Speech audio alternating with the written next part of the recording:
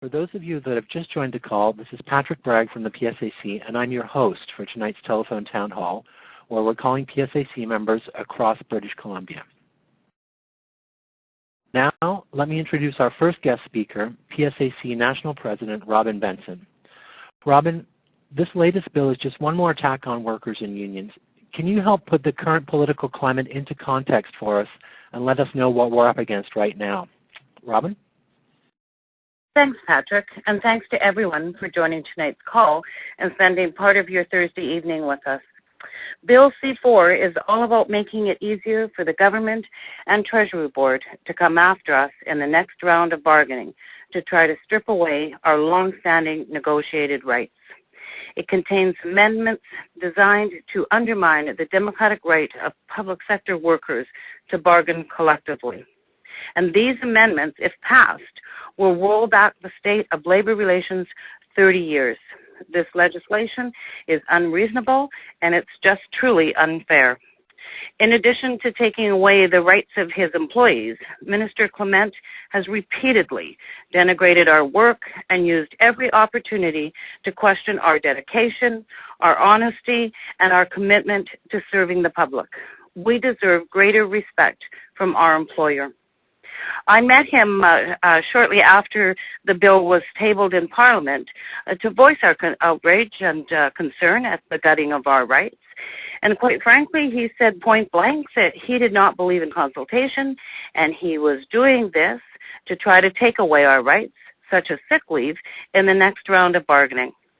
He's doing this because we have been effective and we've won against them. We won a major policy grievance on alternations with respect to the workforce adjustment. We got EI benefits for laid-off workers. We won in the courts on pay equity, against discrimination, and for our collective bargaining rights. This is why the government is trying to stack the deck in its favor. But when the government cut services and jobs across the federal public service, we took strong action. We took action in the media, in the workplace, and in our communities. And recently, we had a national press conference to tell Canadians about the closure of Veterans Affairs offices right across this country. Folks in Sydney, Nova Scotia held a rally over this past weekend, the Remembrance Day weekend, and over 3,000 people demonstrated to save the services our veterans deserve. At the rally, Nova Scotians made it clear that they were protesting not just against the loss of the services in Sydney, but against the loss of services across the country. If we build a united front, this government will not be able to take away, or get away, I should say so, with their constant attacks against public sector workers.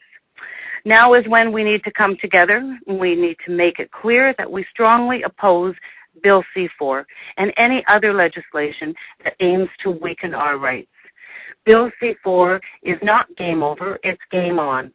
We're going to defend our collective agreement rights, and we can do that by sticking together and making sure that all members are on side. Back to you, Patrick. Thanks, Robyn. That was PSAC National President, Robyn Benson, and you can ask her a question live on air during this telephone town hall. All you have to do is press 9 on your phone. For those of you just joining us, welcome to this telephone town hall aimed at giving you the information you need about Bill C-4 and how it affects you. I'm your host, Patrick Bragg, the Communications Officer for the PSAC BC region. Right now, we're being joined on the call by thousands of PSAC members calling in from across the province. We'll be going to your questions live on air in just a couple of minutes, but before we do, we'll hear from one of our other guests who will give us a brief overview of Bill C-4 from a parliamentary perspective. And remember to get in line to ask a question live on air during this telephone town hall by pressing 9 on your phone. Joining us on the line is Peter Julian, the MP for Burnaby-New Westminster. Peter, can you tell us a bit about what the Conservative government's thinking is around Bill C-4 and how you think it might impact all workers if it's passed?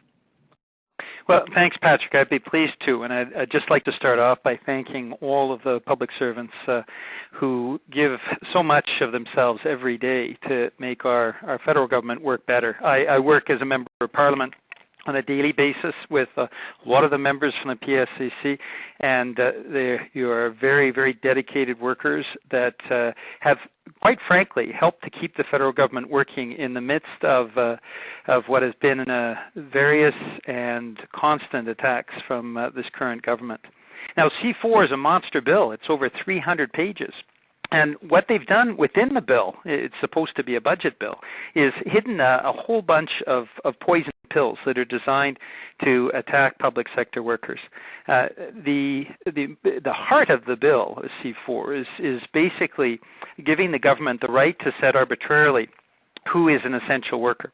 And what that means is, in the case where there's any sort of ongoing negotiations, the fact that the government can dictate who is an essential worker and make it as broad as possible means that it's much more difficult for public sector workers to negotiate fair contracts. That's simply the result of the government wanting to control public sector workers, in my opinion. And that putting of essential, setting who is an essential worker also means that even when it's not essential work, that particular individual will have to continue to do the work that even if it's non-essential, if they're considered in an essential position. What that gives is excessive powers to the federal government, and what it does is undermine collective bargaining, which is really the foundation stone of democracy.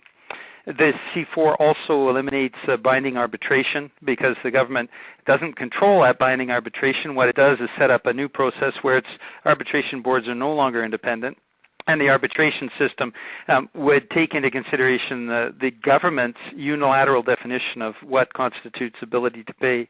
I don't trust this government to set that in an honest way, and particularly when you see the excessive amounts of money that they spend on a variety of things. The F-35 spring to mind, which was over budget by tens of billions of dollars.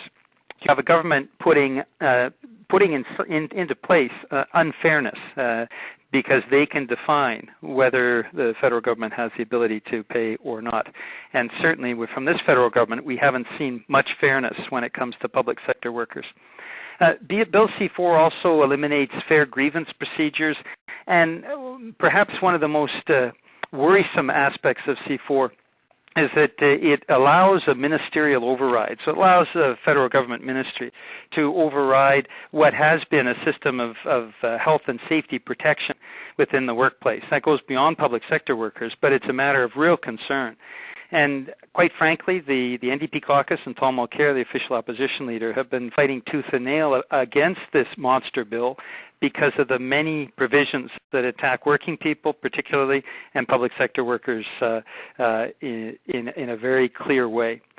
One final thing I'd like to say. I'm a strong admirer of public sector workers. I know that each and every one of you does a terrific job every day. The federal government has tried to frame this as something where federal public sector workers have, for example, too many sick days. I'd just like to put out a figure to you, which I think is really important. The average Canadian senator works 59 days a year. Those are Conservative and Liberal senators.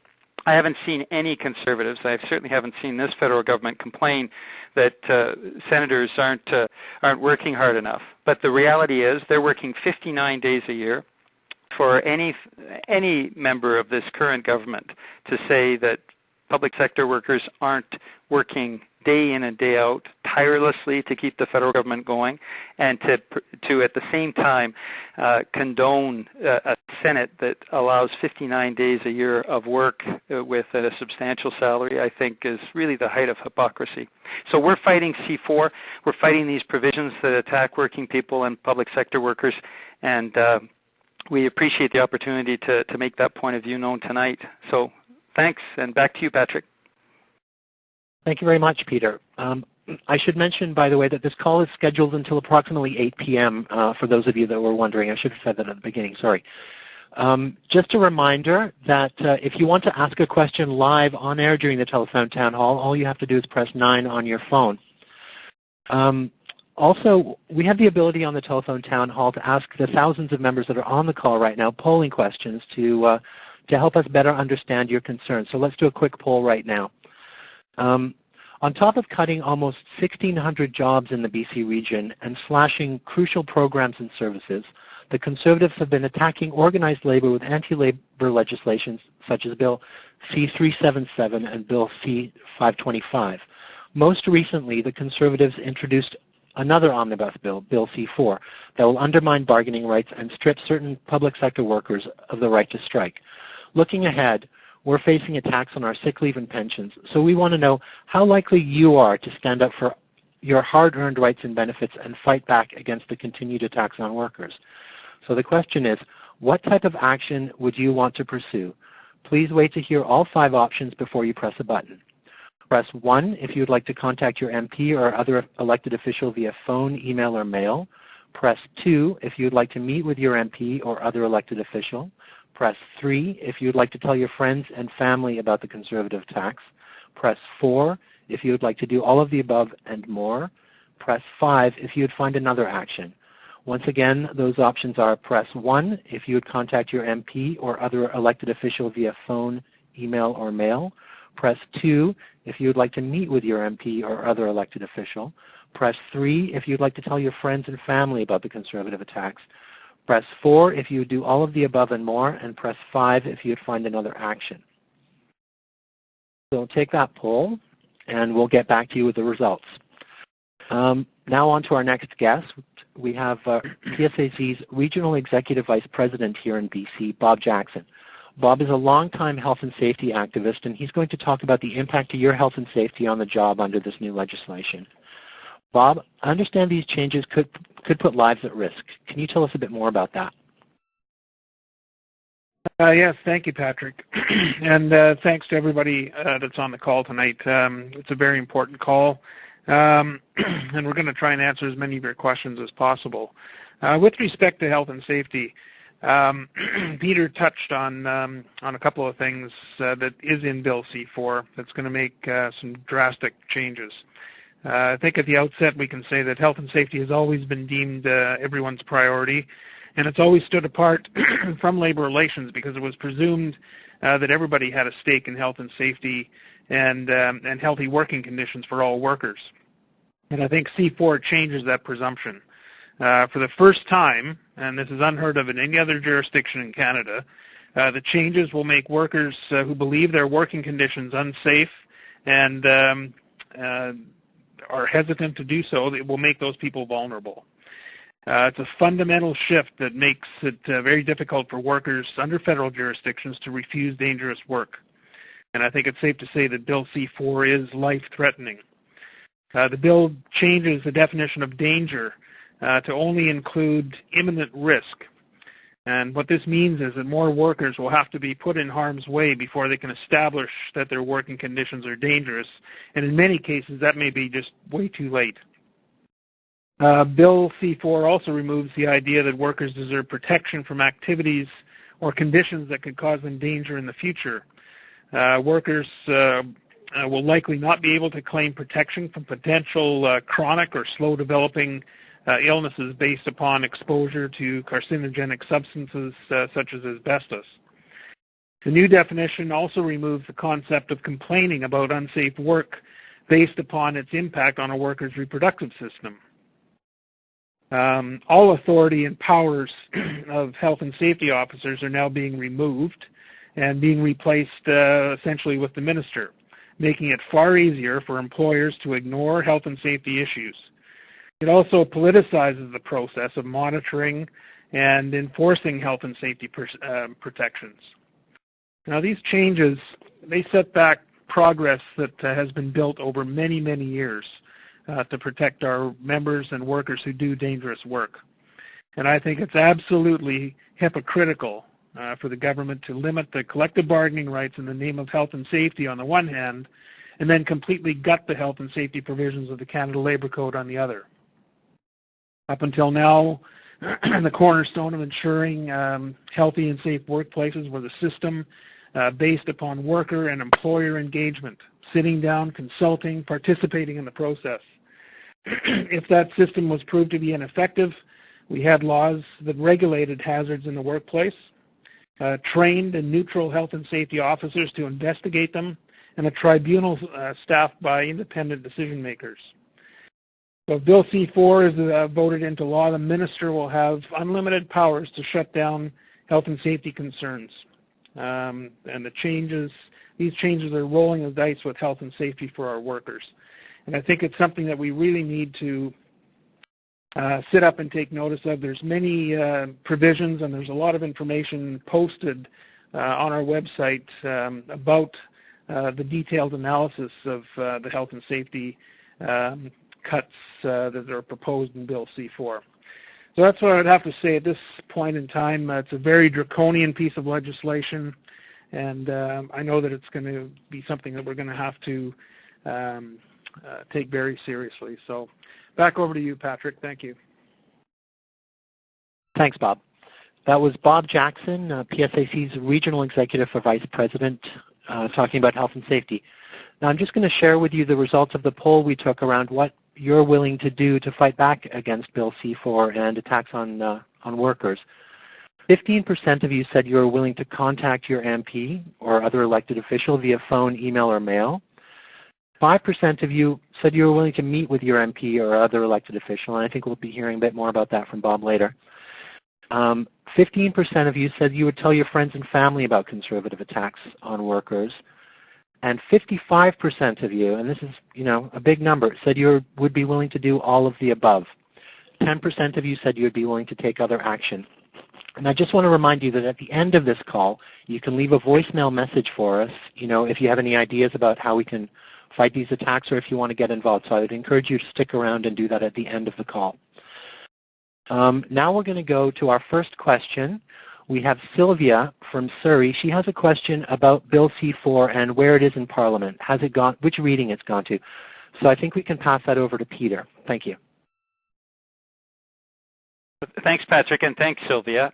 The bill itself was rammed through with closure motions at second reading, which now means that the bill is being separated off and portioned off to different committees. It's a monster bill, over 300 pages, so it goes to a number of different committees in Parliament. But this is the time when Conservative MPs, I think, are most vulnerable on this, because what the Conservative government wants to do is ram it through before the public is really aware of what's contained in the bill.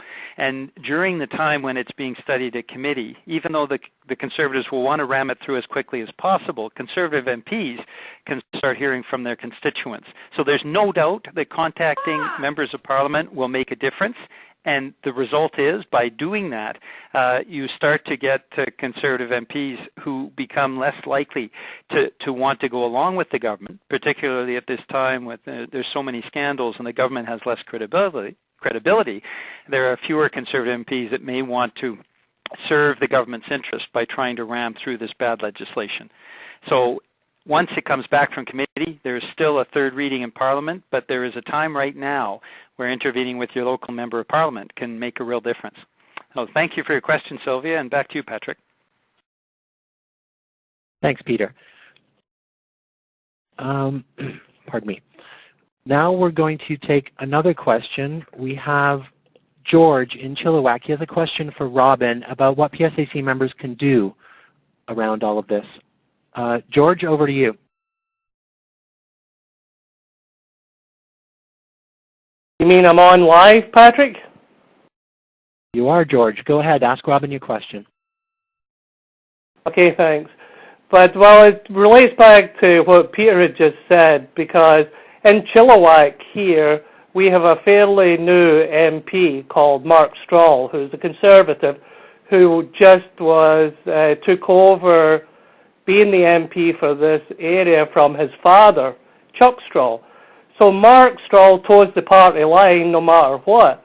So apart from lobbying him to try and stop this bill, what else can we do as PSAC members in any different or any area in the BC region? Hi, George. It's Robyn.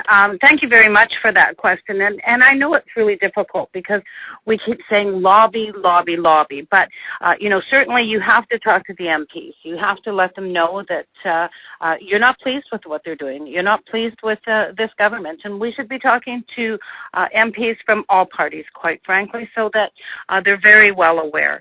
The other thing that we have to start looking at is what I fondly call political action, but it's about talking to our friends and our neighbors and, doing some op-ed pieces. We need to let Canadians know just what exactly this government is doing because, as Peter said, certainly this omnibus bill is huge, over 300 pages, and there's more in it than the changes for us. And so I think it's time that we stand up. We need to be counted. We need to be looking towards collective bargaining in the spring, and we need to let our employers know in our workplaces that we're strong and we're ready to fight for our rights and that we're not prepared for concessions.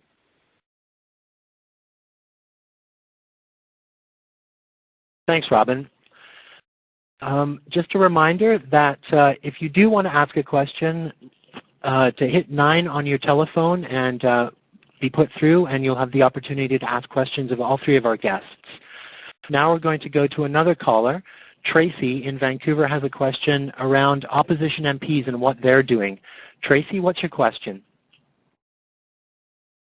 My question is, Robyn, and actually the Member of Parliament, is I know that the Conservatives stand together. I'm concerned and I'm asking about what are the NDP and the Liberals going to do about letting the general public know about what's happening. I know that we have a duty to do that with our friends and our family, but what are our other members of Parliament going to do to make it aware of what's happening? Thanks, Tracy. I'm going to pass that question over to Peter. Peter, over to you.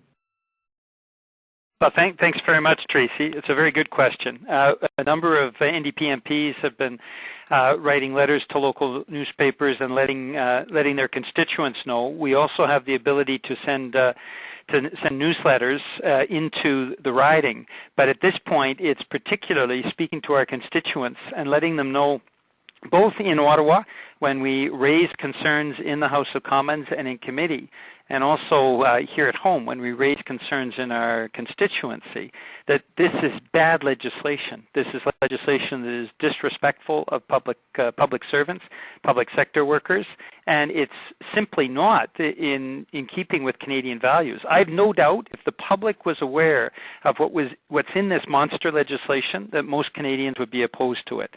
So we're using every tool that we can to get the word out, to let people know. But we also need to convince particularly the government ministers that this is not good legislation. And my experience with Conservative MPs, for the most part, is they often don't even read the legislation that's before them. They just rely on what the Prime Minister's office, the PMO, tells them about the legislation. The more they get contact on the ground from their constituents raising really serious concerns about this legislation, the greater the chance that you'll have some Conservative MPs split off. And particularly in light of the current Senate scandals, I referenced earlier the 59 days a year that senators work. I think it shows profound disrespect for public sector workers that are doubling up to make sure that the work still gets done despite huge cutbacks in the federal government infrastructure. For the federal government to try to attack public sector workers when they're willing to let senators get away with 59 days of work a year, I think shows profound disrespect. And so we'll continue to raise the issue. Certainly having PSAC members out there and talking with Conservative members of Parliament, I think will make a big difference as well. Well, thank you for your question, Tracy, and back to you, Patrick. Thank you, Peter. Now we're going to take another poll. This one, as you heard, Robyn mentioned sick leave earlier in the call. She said that the government is suggesting an overhaul of public sector sick leave. How important is this issue to you? Please wait to hear all 4 options before you press a button on your phone. Press 1 for very important to you and you want to fight to keep your sick leave benefits. Press 2 that this issue is somewhat important to you, but you're open to negotiation on sick leave. Press 3 if you're not concerned about changes to sick leave, and press 4 if you don't think you have enough information to make a decision right now. Once again, those options are press 1 if sick leave is very important to you and you're willing to fight to keep it. Press 2 if it's somewhat important to you and you're open to negotiations on sick leave. Press 3 if you're not concerned about changes to sick leave, and press 4 if you don't have enough information to make a decision right now. I'll give you all a couple of seconds to push a button on your phone. Now we'll go to another question. This question is from Ken in Duncan. He's got a question about what we can do on social media. Ken, go ahead with your question.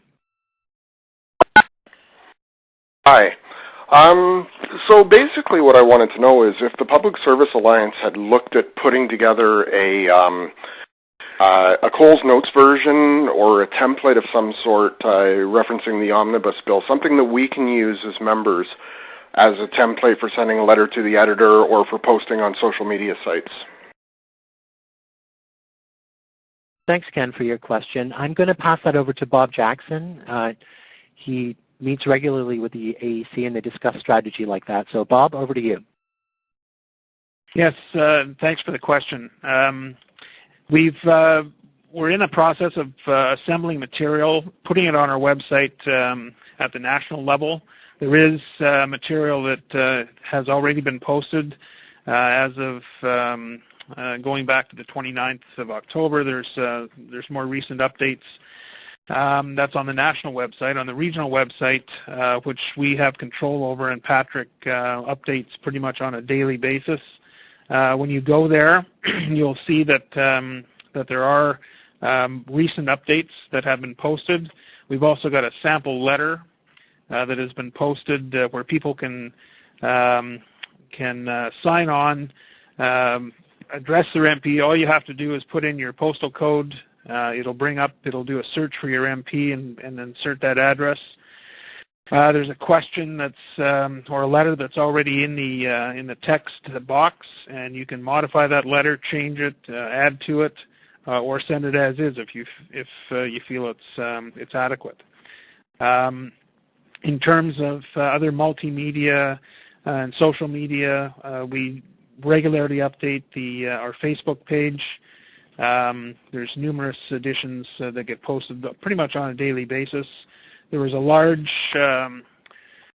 quite a large coverage of the event in Calgary last weekend, where over 500 PSAC and other members from across the country and throughout Alberta protested outside the Conservative Convention in Calgary. So we are very active in terms of getting information into the hands of members. We're going to be talking about lobby sessions that will be available through the regional office. Material is in the hands of the regional office now as we speak, and we can do those types of lobbying activities. So there's going to be plenty of activity where members can get involved, and we hope that they do. Patrick? Thanks, Bob. So we've got the results of the sick leave poll back. I asked how important was sick leave to the members that are participating on this call. 75% of you said that sick leave was very important and you were willing to fight to keep your sick leave. 15% said sick leave was somewhat important and you're open to negotiation on sick leave. 1% said you were not concerned about changes to sick leave, and 8% of the people on the phone that they didn't have enough information to make a decision around sick leave right now. Now, I know that PSAC National President Robyn Benson has been very vocal in the media around sick leave, and I'm going to ask, Robyn, can you comment on these numbers and your thoughts around sick leave? Thanks very much, Patrick, and I'm really very, very pleased to see the results, because it just, sort of backs what I've been saying, because Mr. Clement has been out there talking about us abusing our sick leave and talking about us surfing the net, and that, we're away more often than we're at work. And I've been out there just as hot and heavy as he is, explaining that we're proud of the work that we do, and we are at work every day, and we're not not abusing our sick leave, and we earn 9.375 hours a month because that's in our collective agreement. And as well within our collective agreement is guidelines in terms of using the sick leave. And the sick leave is an insurance policy, and this government is saying that they have a $5 billion liability with respect to the sick leave. And, you know, that quite frankly just proves that we're not abusing our sick leave because they wouldn't have that high a liability, nor do we have the sick leave paid out when we, finish working for the government and we retire. So I'm really, really very pleased because Mr. Clement and his government is going to be coming after sick leave. There's no doubt about it. He's been very clear, and I have been very clear to him. In my last meeting with him, I told him that there is absolutely no way that we will have concessions in this round of bargaining. I told him that I am elected to do a job, and that is to ensure that our membership is protected and that we negotiate solid collective agreements, and we have no intention of giving up sick leave or anything else that's in our collective agreement. So this proves to me, Patrick, that our membership is behind us, and our membership is prepared to stand up to save their sick leave. Back to you, Patrick. Thank you very much, Robyn. You know, sick leave is very, very important to everyone on the call. The next question I'm just going to say, because it was a member called Gary. It was from a member called Gary from Victoria, but he dropped off the call and we lost him. But I think the question's an important one, and I'm going to pass it over to Bob. His question was, looking forward, what will PSAC's reaction be to Bill C-4 if it does get passed? Bob, over to you. Well, thanks, Patrick, and thanks to Gary for the question. Well, I think the things that we need to do, and we're going to continue to do, we've been out in the media fairly regularly. Robyn can certainly attest to the media coverage that goes on in Ottawa on a daily basis between Robyn and Chris Allward and some of the component presidents. We are also doing media here in the region. I continue to do media interviews. I did 2 of them today, another one yesterday. And we'll continue to do those to inform certainly the media and have that discussion about what is going on. So that's certainly one activity. The other thing that we need to do is get our area councils involved to carry this message forward. The area councils, as you're aware, are the political arm of the PSAC in the regions. They're a lot closer to the ground. They're a lot closer to the workplaces. And we do need to have buy-in from the area councils to start having this conversation and spread the conversation. We need to work through the district labor councils and through the BC Federation of Labor and the CLC. This fight is not just about us as federal public sector workers only. This is a fight that's affecting labor in general. And that's why you'll see that the Canadian Labour Congress, with their Fairness Works campaign, I'm sure many people have seen the television ads that we are a part of, by the way, that are speaking to Fairness Works and what it means to have good union jobs, and we need to continue to work through those members as well. And I think the bottom line is we need to talk to members. We need to get out and, as part of our We Are All Affected campaign, to have that discussion. We need to educate ourselves. We need to make sure that every member, as a first step, every member is aware of what C-4 is and what it means. And I think if we accomplish that task and everybody knows where we're coming from and what the fight is, we're going to be very successful. So back to Patrick. Thanks, Bob and Gary. And Gary, I hope you heard the answer to your question. Now we'll take a question from Sarah in Vancouver. She has a question for Robyn around what PSAC is going to do to reach out to the public. Sarah from Vancouver, over to you. Hi, thanks for having me on. Actually, I think my question was answered in part by the response to Gary's question, but I guess it's more of a comment now, but I just feel that as public servants, our reputation is taking an absolute hammering in the media from this government, which is just being relentless. And I'd really like to see our union standing up and putting out some counter counter information and demonstrating what it is we do and explaining to the public that with these cutbacks that are happening, their services are getting worse and we're left to deal with the fallout. So maybe Robyn could talk a little bit about what PSAC is going to do to address that. Thanks, sure. Sarah. Thanks, Oh, sorry, Patrick. And Sorry, Sarah, Robyn, you know, go that ahead, certainly we certainly have a campaign, the We're All Affected campaign, and we've had that now for since the letter started coming out in terms of affected and surplus, and that was in 2012. We've been doing videos. We've had some social media. We're part of the CLC advertisements in terms of fairness work. We just did a phenomenal veterans video, which I invite you to look at on the PSAC website and, of course, on YouTube, where we actually have veterans talking about the services that they're going to be missing. And, you know, we've been talking to members right across the country. And from our perspective, we're working with all of the other federal government unions, because the services that have been cut don't just affect PSAC members, they affect all of the union members that are involved with the federal government, and Canadians need to know about the services that they're missing. And I keep saying to them, you know, one day you're going to wake up and you're going to pick up the phone and you're going to try to phone somebody and they're not going to be at the other end of the line. So we need to be out there talking to our friends and our families and our neighbors about the services that are cut and what this government is doing. We are getting some pretty decent press in Ottawa, and we do some media scans that we send out to the regional offices. So if you're interested in knowing what's happening, then certainly you can get that information from the regional offices. I invite you to write op-ed pieces yourself about the services that you once provided and you're unable to provide, because that's how we'll get Canadians to know. Thanks, Patrick. Over to you. Thanks, Robyn and Sarah. Next, we'll take a question from Nicholas in Victoria for Robyn. He's got a question about our legal options around Bill C-4. Nicholas, go ahead. Oh, yes. Well, given that C-4 appears to contravene a number of acts,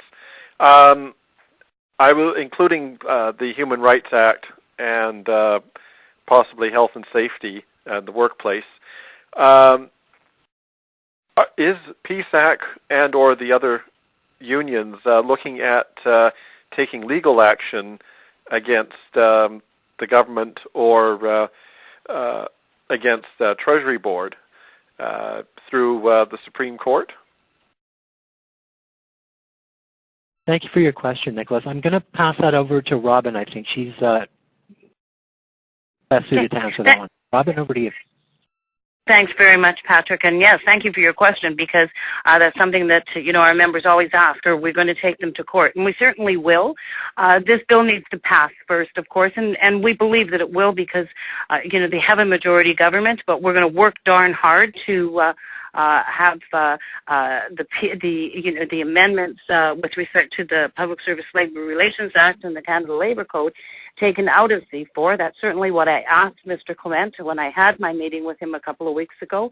I asked him to take that out of C-4, that we wanted to have meaningful consultation, that we've had meaningful consultation with other governments in the past when changes have come about, that, you know, we could look to being legislation similar to the Canada Labour Code in totality.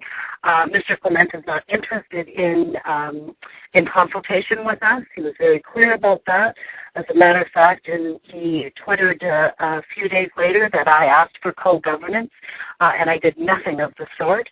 I went representing our members and trying to explain to this government about consultation. And so now what will happen is, should this bill pass and there's no changes, no amendments, then we will take them to court, because all of the unions in the federal government are working together. There are 17 unions under the National Joint Council. We have met many times already. I've spoken out on their behalf, because we are one of the largest unions, but we are working collectively together so that we can represent our membership. So a legal challenge is certainly one of the options that we're going to be doing. Back to you, Patrick. Thanks, Robyn. I have another question that we got via email from a member in Prince George this morning. She said she was unable to participate tonight, but she was wondering about the designation process.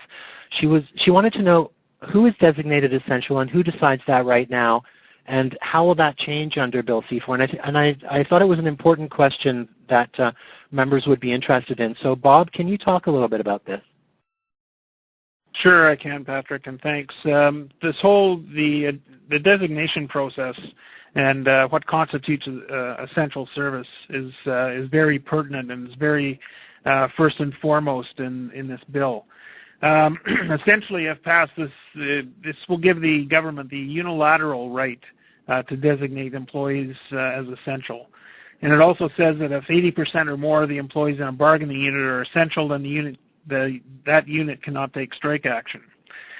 So when you think about it, the government is setting itself up here. They're putting our workers onto a conciliation strike route where they're taking away the ability for us to choose arbitration. Then they go ahead and they have absolute authority over the designation process, which is going to make it very difficult for us to conduct an effective strike. So that in and of itself is a very backwards way of eliminating our ability to take strong strike action in the workplace. This is something, the designation process has always been something that has been negotiated over the years with many, many governments and many rounds of collective bargaining. We've always sat down, negotiated which jobs would be considered essential. Arguments could be made on both sides, and we worked it out. And with the changes that came in the Public Service Modernization Act in 2008, we had the opportunity to revisit the question on essential service agreements. And that piece of legislation allowed us to identify duties that were declared essential, not just jobs. What this new implementation bill will do is take away a lot of those rights that were in that particular act, and make jobs essential. So if somebody is declared essential, then they have to go to work. They have to perform all of the duties, not just the ones that would have been declared essential under the old legislation. So it's a huge step backwards. It's absolutely unnecessary. Tony Clement, when he was on CBC radio interview a couple of weeks ago, was asked this particular question, and it was his assertion that the unions had way too much power and authority in the collective bargaining process with respect to essential services. And that theory is clearly full of holes and is easy to shoot down. So we just need to keep up the fight and the pressure, I think, on the government to restore the ability for us to have a place in the central service agreements. Patrick. Thanks, Bob. Now we're going to go to Aaron, who's in Vancouver. Aaron has a question for Peter around Tony Clement, sick leave, and Parliament. Aaron, what's your question for Peter? Yes, hi. My question is, there seems to be a double standard for public servants. What I'm talking about is, in the media, there's a lot of misinformation about public service employees abusing sick leave, which is totally not true. I'm just wondering, why it is that there's no information on MP attendance in the House of Commons. And, it is also taxpayers' money. And I think it's an irony that, we're subject to this scrutiny when the information is not available to the public to know that the MPs are actually at work. And I hope you understand, Peter, this is not to put you on the spot, but this is to so that people understand that there's the same standard being applied to all public service employees. That's a great question, Aaron. Thanks very much, Aaron. It's Peter, and that's a great question. That's because there is a lot of hypocrisy going on here. I don't actually know how many days Tony Clement misses, but what we can do is by looking at the votes, know how many votes have been missed, and I'm sure Mr. Clement has missed far more than 18 votes. So we do know, if you check the attendance records for the number of votes that each MP has participated in, you'll see MPs missing 20 or 30 or 40 votes. I think that's a good starting point when you're meeting with your local MP to have that information in hand. But the reality is the Conservatives have enhanced a Senate system where senators work sometimes 59 days, sometimes as many as 71 days in an entire year, in 365 days. So that's their year, is 59, 60, sometimes 70 days that they work. The rest of the days, doesn't matter whether they come to work or not. There's no compilation, there's no follow-up.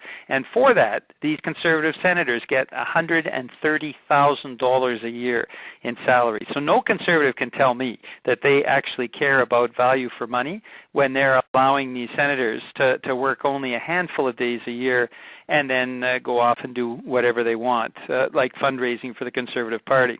And there is absolutely no doubt that hardworking public sector workers, public servants, give a tremendous amount to our country. They're hard at work, and I think for Mr. Clement to try to impugn public sector workers shows profound disrespect, and I think he has to pay a price. He can do that when we've got people who across the country who are hardworking public sector workers and their families raising concerns about the hypocrisy around the Conservative government, allowing their senators to get around with a few weeks of work a year while they're trying to cut back and ensure that that public sector workers aren't given the compensation that they richly deserve for the contributions they make to their country.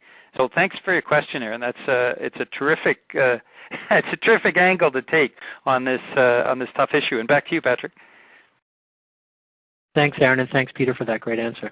So I'm looking at the clock, and I'm noticing that we're getting towards the end of the time we had scheduled for tonight. There are a lot of people that still have questions, and I want to remind all of you that you can stay on the line until the end of the call, and you'll have an opportunity to leave us a voicemail with your comments on this call or with your question, and we will get back to you.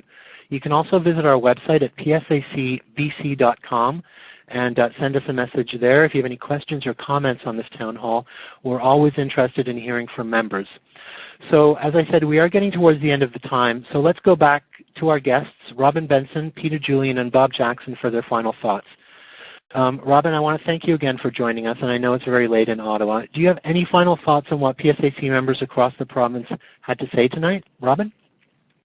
Well, thank you very much, Patrick, and you know, thank goodness for technology, because I am sitting here in Ottawa, and you're out there in BC, and it's several hours difference in time zones. But I am so very pleased to have been on the call and to have participated and heard the questions, and certainly, you know, very thoughtful questions and very thought-provoking.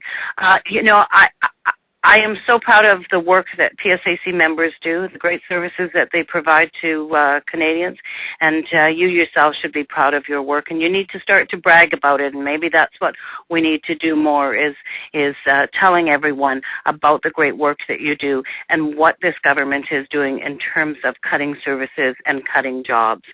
I certainly am looking forward to working with each and every one of you, because I'm sure over the coming weeks, Brother Jackson will be talking about some political action, some angles we can take, some work that can be done so that we can try to stop this government in its tracks, so that they too will understand about the great work that you do and the services that you provide to Canadians. So I want to thank you all very much for this opportunity, and as I said, I look forward to working with you over the coming weeks. Thanks so much, Patrick. Thank you, Robyn. And as you guys know, we also have Peter Julian, the Member of Parliament for Burnaby-New Westminster, on the call with us. And Peter, do you have any final thoughts or comments on what you've heard tonight? I sure do, Patrick, and thanks to everyone that was on the call. These are very interesting questions and comments that have been raised, and I'm going to be passing them on to Tom Mulcair and the NDP caucus, and we're going to make sure that we're continue to raise these concerns in Parliament. I thanked all of you earlier for the great work that you do every day, keeping our federal government working. I know that public sector workers, PSAC members, do a phenomenal job. But I also want to thank you for your citizenship, because the reality is PSAC members are strong citizens in this country. And this fight is not just for the moment. It's a fight that is going to have an impact in future years, not only on public sector workers, but in all workers and all working families right across the country.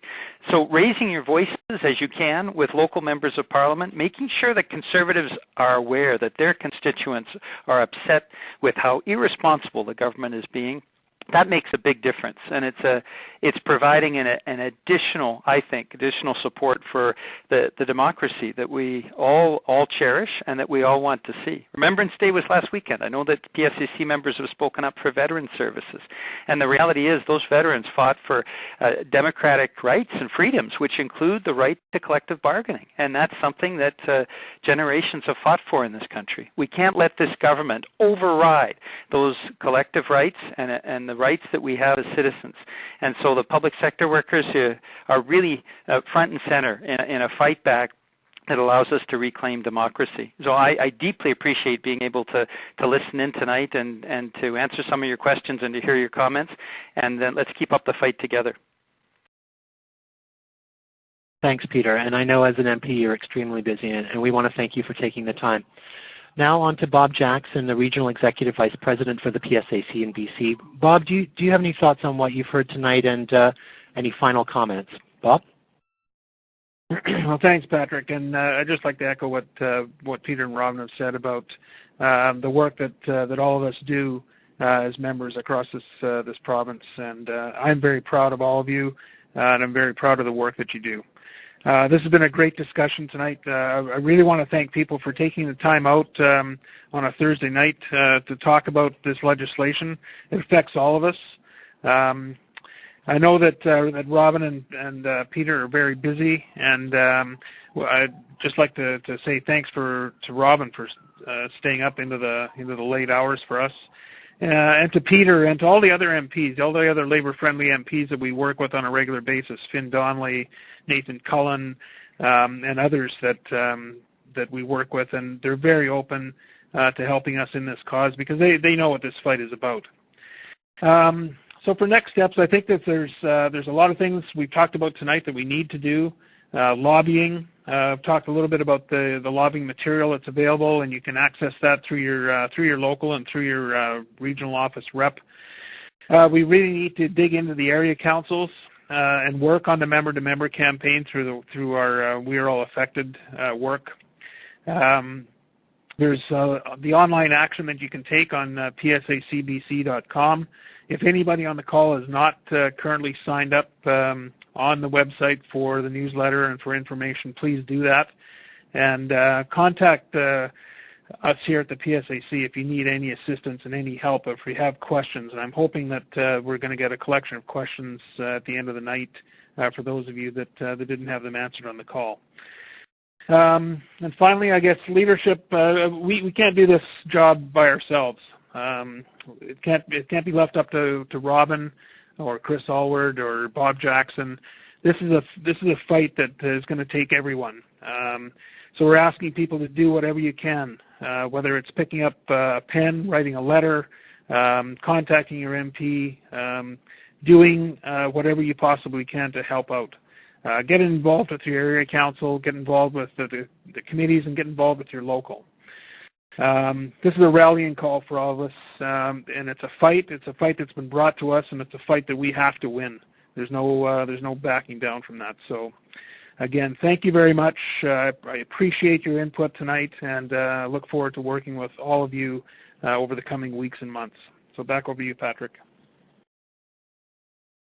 Thanks, Bob. And again, we want to thank all of you who took the time out of your busy lives to join us on this telephone town hall tonight. And just a reminder, I know there's some of you waiting with questions. Please stay on the line after I go away, and you will have an opportunity to leave a voicemail with your questions, and we will get back to you, or your comments, really. So thanks again, and have a great evening, everybody. Goodbye.